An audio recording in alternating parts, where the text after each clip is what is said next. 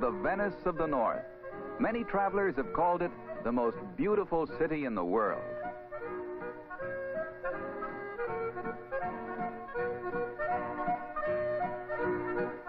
It is unique among world capitals. Built on 20 islands where many lakes empty into the Baltic Sea, Stockholm was born as a 13th century fort, built to protect the seafaring people against plundering pirates. Much of that old town still remains, surrounded by a modern, prosperous community linked by bridges, parkways, and subways. Stockholm's suburban areas have been adapted from the American, but translated to Sweden's needs. Nature's bounty has not been bulldozed away. Wedded to the sea since time immemorial, the Swedes live for the water, and boat basins are everywhere. Sightseeing craft ply the waterfront by the dozen, for there is no more inspiring sight than the panoramic sweep one views from the seaside. Stockholm's town hall is world famous as a gem of Scandinavian architecture. The original nucleus of Stockholm is Old Town, or the city between the bridges. It is one of the smaller islands, and it is still the administrative center of the Swedish government.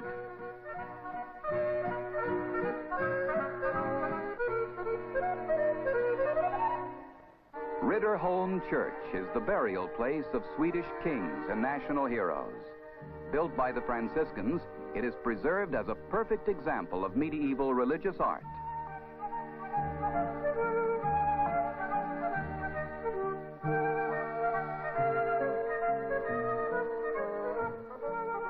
Nearby is Storkyrkan, the great church and the oldest in Sweden, dating from the year 1260.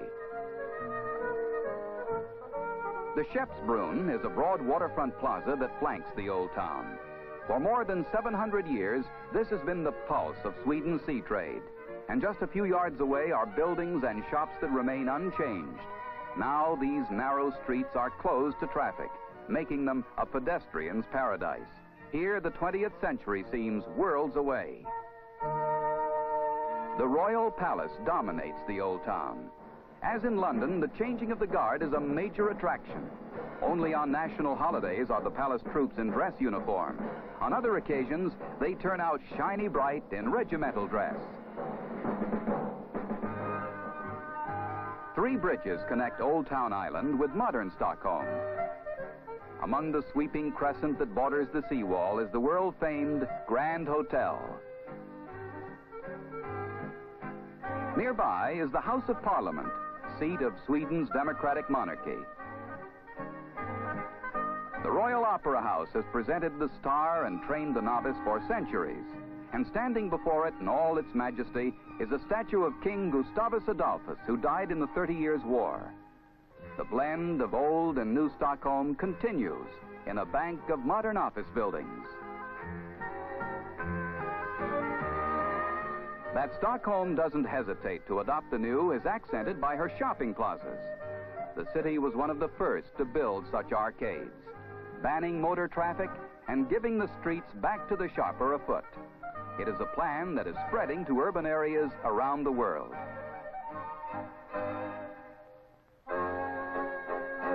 Shopping is a leisurely affair in Stockholm, and the shops are crammed with fine Swedish goods, made by craftsmen noted for their impeccable work in fashioning jewelry, silverware, stainless steel table settings, and, of course, modern furniture.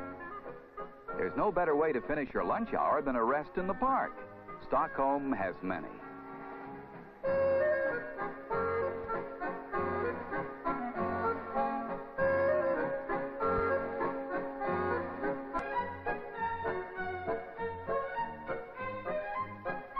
Fads have no national boundaries.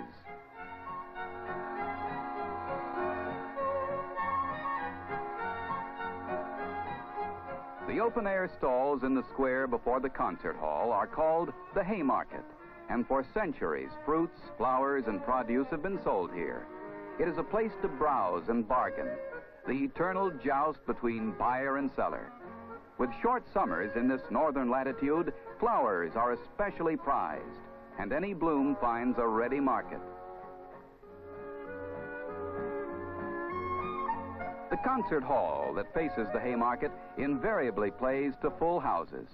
Admission prices are low for the music-appreciating Swedes, and the great orchestras of the world have performed here. The Carl Millis Fountain Orpheus is a national treasure. Traffic is not too heavy for the sword-carrying policeman on the road to Drottningholm Castle, another residence belonging to the royal family. In democratic Sweden, the grounds of Drottningholm Castle are open to the public, who are privileged to wander through gardens that were inspired by those at Versailles. In these days of vanishing royalty, a visit to Drottningholm offers a rare experience. Nowhere can you find the playground like Stockholm's Skansen.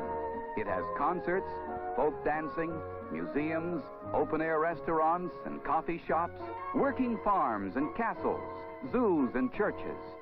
You can dine on pressed duck or an American hot dog.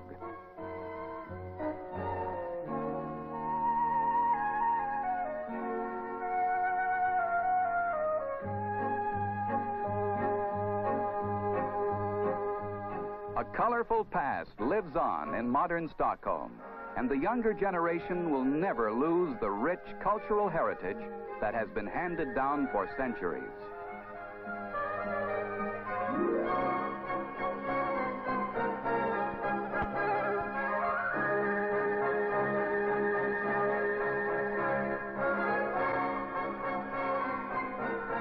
Stockholm is a city that offers the visitor a Scandinavian blend of the old and the new, the serious and the gay.